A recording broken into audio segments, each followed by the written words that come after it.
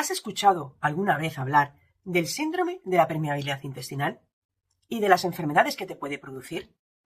En este vídeo te voy a hablar de lo que es la permeabilidad intestinal, por qué aparecen sus causas, los efectos dañinos que te puede causar y cómo tratar esta permeabilidad intestinal y tener un intestino sano.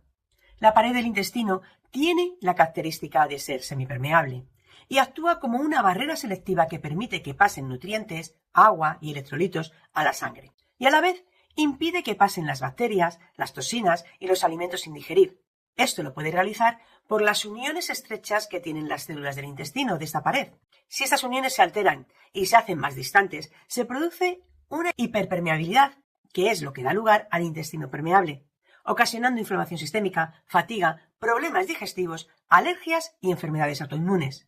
Por lo tanto, la permeabilidad intestinal aumentada es una patología en la que las sustancias no deseadas pasan del intestino a la sangre, porque las membranas del intestino están más permeables de lo normal. Los alimentos que tomamos llegan al estómago, son transformados en el estómago y llegan al intestino delgado. El intestino delgado tiene la función de digerir los alimentos que le han llegado del estómago. Está formado por el duodeno, el yeyuno y el íleon. Las sustancias que son indigestibles en el intestino delgado llegan al intestino grueso, que está formado por el ciego, el colon, el recto y el ano. Los alimentos digeridos en el intestino delgado pasan por el conducto del ciego al colon. En el colon se extraen algunos nutrientes y electrolitos y el agua. Al final se forman las heces para expulsarlas a través del recto y el ano.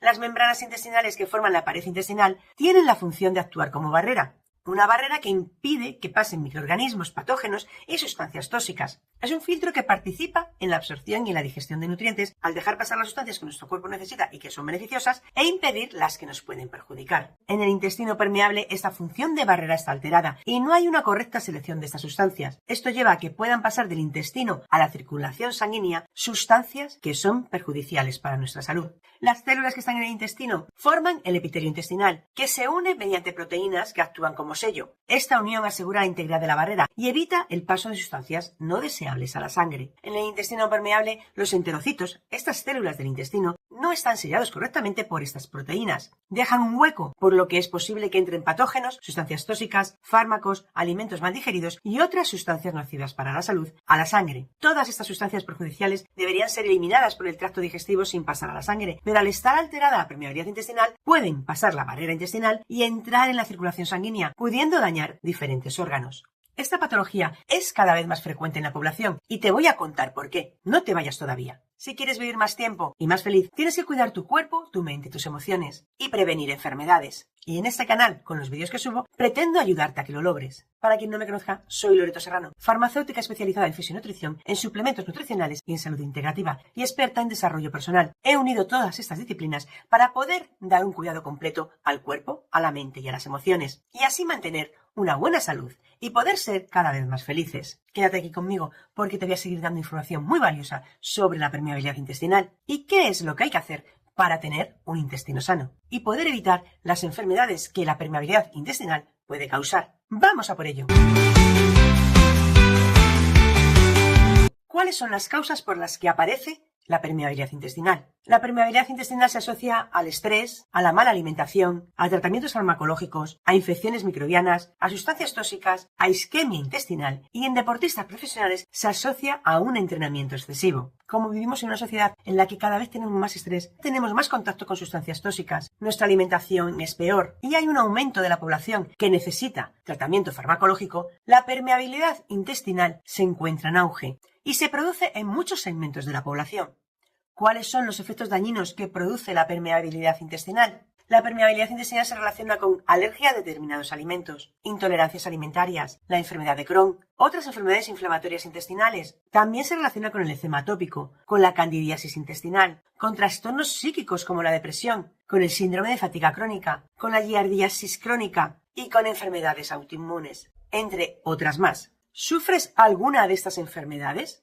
¿Y sabías que estas enfermedades pueden ser causadas por la permeabilidad intestinal? Pónmelo en comentarios. Te leo y te contesto. Es fundamental que tratemos la permeabilidad intestinal porque cuando el intestino está inflamado, es más propenso a ser invadido por bacterias, por parásitos y por levaduras, dando lugar a las enfermedades correspondientes y a los síntomas de esas enfermedades. Cuando se produce esta inflamación, la permeabilidad intestinal aumenta y la inflamación del intestino también. Es un ciclo que se retroalimenta. Se produce una permeabilidad intestinal por una inflamación del intestino causada por sustancias nocivas o por otras causas, y al estar ya el intestino inflamado, la permeabilidad intestinal aumenta y los síntomas de la inflamación también. ¿Y por qué el estrés es causa de la permeabilidad intestinal? En un vídeo anterior te he hablado del eje intestino-cerebro-microbiota y cómo este eje tiene una acción bidireccional. Lo que le pasa al intestino influye en el cerebro y lo que le pasa al cerebro influye en el intestino. Pues la relación entre el estrés y el intestino permeable se encuentra a través de este eje intestino-cerebro. El cerebro y el intestino interaccionan a través de mecanismos neuronales, inmunes y hormonales que dan lugar a su regulación. El mal funcionamiento de este eje da lugar a diversas patologías. Cuando el intestino tiene permeabilidad, las citoquinas proinflamatorias que entran también afectan al cerebro y también se hace permeable. El cerebro envía mensajes al sistema digestivo y este devuelve mensajes inflamatorios de cansancio y de depresión. Esta conexión se produce a través de las citoquinas, neuropéptidos y del sistema nervioso entérico. Los mensajes que envía el cerebro y los mensajes que devuelve el intestino pueden hacer que las citoquinas pasen a otros órganos a través de la sangre, llegando a producir una inflamación sistémica. Para saber más sobre eje cerebro-microbiota, te recomiendo que vayas al vídeo que ya tengo en mi canal. Además, el estrés sostenido en el tiempo puede influir en la motilidad intestinal, dando lugar a alteraciones en la microbiota, en las secreciones intestinales y produciendo microinflamación de la mucosa. El cortisol, producido por este estrés, actúa sobre la mucosa intestinal, dando lugar a la liberación de citoquinas que pueden ser proinflamatorias. Las bacterias que componen la microbiota intestinal afectan al eje intestino-cerebro, para bien o para mal. Si la microbiota es sana, es la microbiota que tiene que tener el intestino, influirá para bien. Pero si esa microbiota está alterada, influirá para mal. Dependiendo de nuestra microbiota intestinal, se segregan unos transmisores u otros y determinadas sustancias antiinflamatorias. Pero esto tiene su parte positiva porque nos conduce a una solución para esta patología, para la permeabilidad intestinal, porque podemos modificar la microbiota intestinal para poder equilibrarla y recuperar nuestra salud. ¿Y qué podemos hacer para volver a tener un intestino sano o para mantenerlo si no tenemos la permeabilidad intestinal? Existen extractos de plantas, aminoácidos, minerales y vitaminas que ayudan a que se produzcan más proteínas para sellar la unión entre los enterocitos, consiguiendo así asegurar la función barrera del epitelio intestinal. La glutamina, el zinc, el betacaroteno y la quercitina estimulan la producción de estas proteínas. La glutamina proporciona energía a las células epiteliales del intestino delgado. El aloe vera, la N-acetilglucosamina y la N-acetilcisteína tienen acción antiinflamatoria. Los polisacáridos de aloe vera y los arabinogalactanos fortalecen el sistema inmunitario. La N-acetilcisteína actúa como estabilizador para la síntesis de proteínas y es necesaria para la formación de glutatión, que es un antioxidante. Además, el malvavisco y el olmo rojo son también beneficiosos para nuestra salud intestinal. Ambos producen mucílagos que forman una capa protectora sobre la mucosa. Y el malvavisco también ayuda a la regeneración de las células del intestino. Podemos equilibrar la microbiota intestinal con el uso de probióticos y prebióticos. Los prebióticos actúan favoreciendo el crecimiento de las bacterias beneficiosas que hay en el intestino, al ser el alimento para estas bacterias. Los probióticos son cepas de bacterias beneficiosas que se ingieren directamente. Tanto los prebióticos como los probióticos se pueden tomar a través de alimentos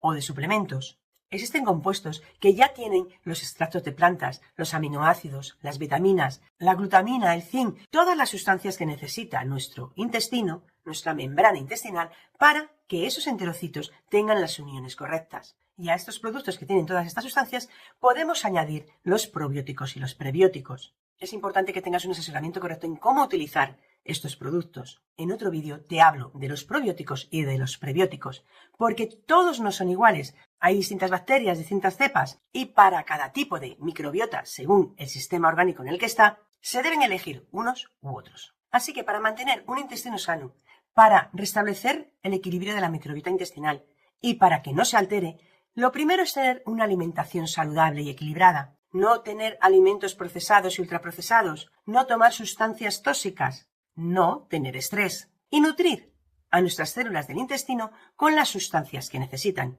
con los nutrientes que necesitan para estar sanas. A la vez, hay que tener equilibrada nuestra microbiota intestinal.